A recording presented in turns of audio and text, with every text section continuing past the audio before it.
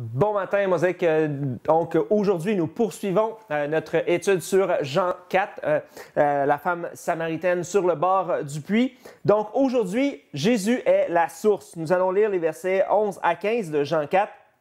Seigneur lui dit à la femme, « Tu n'as rien pour puiser et le puits est profond. D'où aurais-tu donc cette eau vive?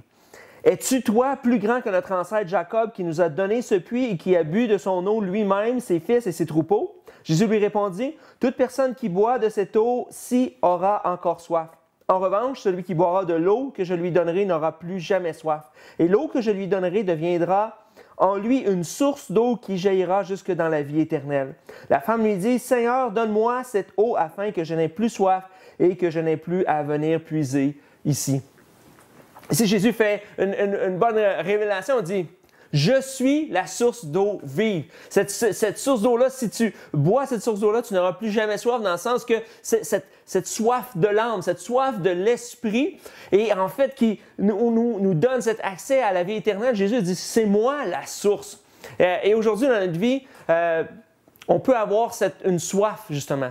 On peut avoir ce vide à l'intérieur de nous, cette quête-là de sens, de paix, pour la vie après la mort, une quête de destinée dans notre vie. Et on peut puiser à différentes sources dans nos vies. Il y a différents puits dans lesquels on peut aller puiser.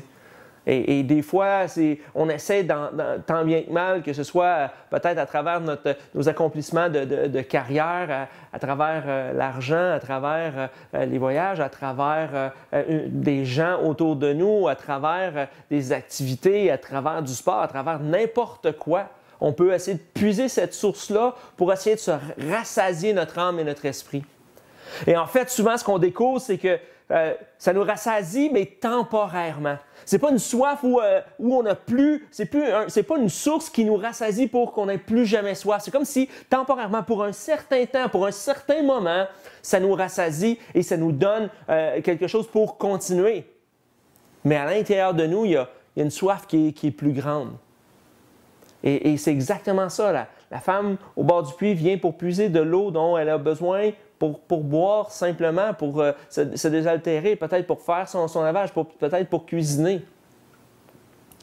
Mais il y a une soif qui est plus grande que ça, et c'est cette soif de l'âme, cette soif de l'esprit. Et seul Jésus est la source qui peut nous rassasier pleinement, au-delà de toutes les autres sources, au-delà de tous les autres puits auxquels on peut puiser dans notre vie, qui vont être une source qui nous désaltère temporairement. Ce matin, allons à la source qui est Jésus et qui peut nous donner une eau qui va jaillir jusque dans la vie éternelle. Prions ensemble. Seigneur, ce matin, merci d'être cette source. Et bien qu'on peut puiser à gauche et à droite pour être rassasié dans notre vie de quelque façon, Seigneur, il n'y a aucune source qui est comme la tienne, à travers laquelle on peut puiser jusque dans la vie éternelle. Seigneur, merci d'être cette source et aujourd'hui merci de nous donner accès librement à cette source dans le nom de Jésus. Amen. Bon mardi et on se revoit demain pour la suite de Jean 4.